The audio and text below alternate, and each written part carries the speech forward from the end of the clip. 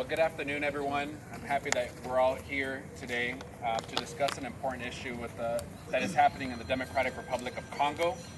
We have a few speakers that are here today that are going to be discussing the issue and why it is important for all Arizonans to know and why it's important for all of America to know the issue that is taking place in the eastern part of DRC. So first I want to bring up Douglas Gasor, who has been in Arizona for the last 4 years, who's going to talk about the reason why we're here today and why this issue is important to many families that live in Arizona. Before you walk away, spell your name for me, sir. Yes, State Senator Tony Navarrete, last name is Navarrete, representing District 30. Thank you, sir. Good afternoon. My name is Douglas Gasore, spelled Gasore. I'm here on behalf of the Banyamulenge community of Phoenix, Arizona. We have a small but important message that we need to give out, and this message is contained in this press release. We, the Banyamulenge ethnic diaspora of DRC, living in Phoenix, would like to provide the following context and an update on the current ongoing humanitarian crisis affecting our people in the Minembwe and Kivu area. Innocent Banyamulenge children, men and women are being killed and systematically being uprooted from their homes, and their properties, mainly livestock, which is cattle, have been looted and killed. Countless villages have been burned, and thousands have been forced to flee into forests and unknown locations. It is estimated that around 40,000 people of Banyamulenge ethnic have been displaced in the Minembwe center area. Right now, as we speak, they are at the mercy of the element without any adequate shelter, blankets, and warm clothing. Food needs and medical is currently at a very critical need right now. So we are here today to ask the international community for humanitarian assistance first and foremost, but also we're asking for a lasting peace in the DRC in general, but also for the Banyamulenge community in particular. The Banyamulenge have seen and have been through a lot of a share of atrocities perpetrated against them due to their ethnicity over the years. I think it's time that we call it a day, and this needs to stop. We are asking for justice and accountability for the atrocities committed against Banyamulenge and other communities in the Congo area as well. We would like to note that we welcome the statement of our new president, Felix Tshisekedi, which was made on June 30th in the Ituri area, which he expressed, and I quote, he expressed that he is committed to end armed conflict in the Congo, in Ituri region and Minembwe area in particular. But also we would like to recognize and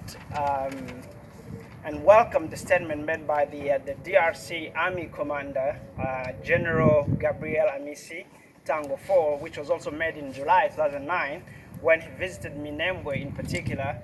He stated that he is also committed to end violence against civilians and bring lasting peace to the area, to the Congo area.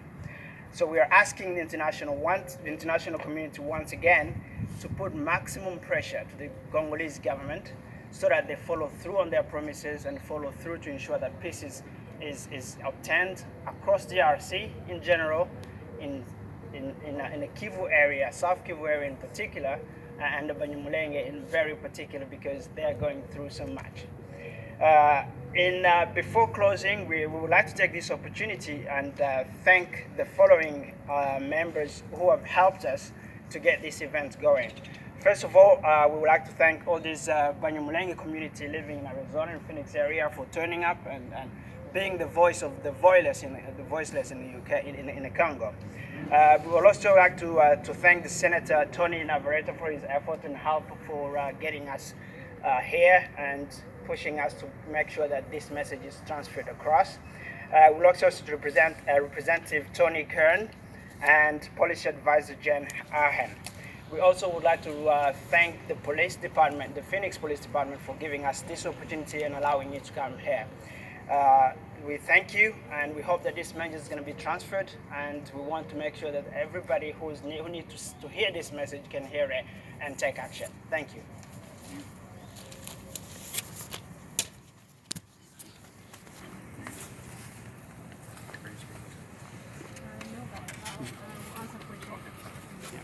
So again, State Senator Tony Navarrete, the community behind you is truly organizing, not only here in the state of Arizona, but all across the country.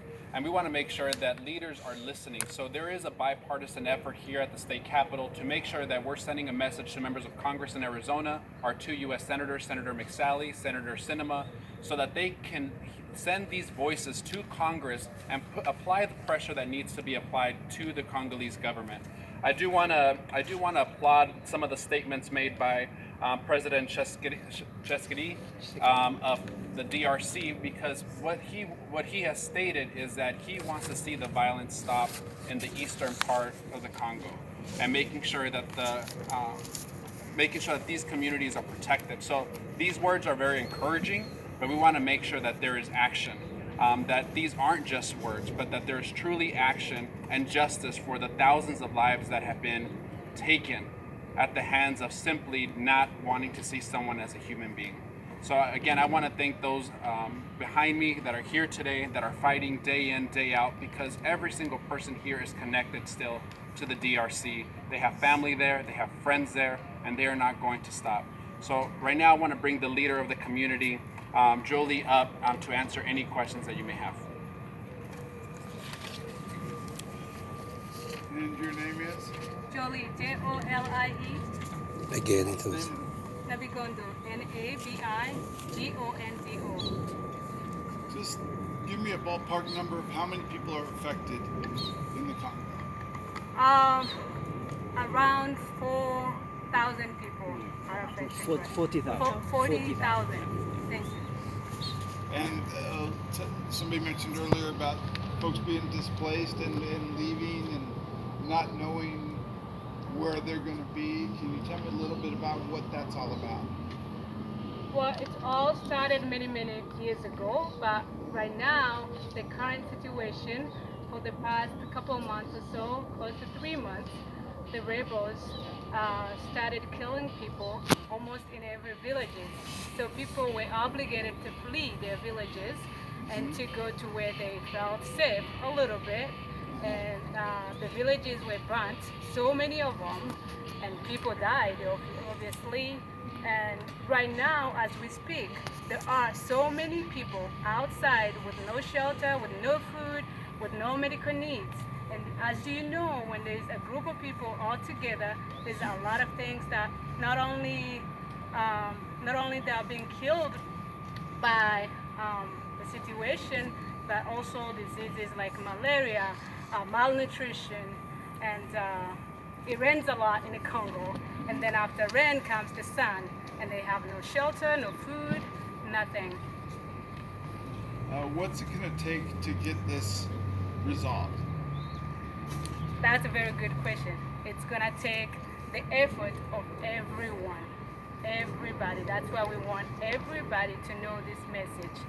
Yes, we know that the president has made a statement, but we want the pressure on him. We want him to act upon what he said. And we know he is able, he can secure the Banyamulenge. He can bring peace to that region within a blink of an eye. And he can start by providing food and shelter, and then bring peace and justice to those who have lost their loved ones, their homes, their belongings. Those are all the questions I have. Thank you. Thank you. Any more questions? That's it. Thank you.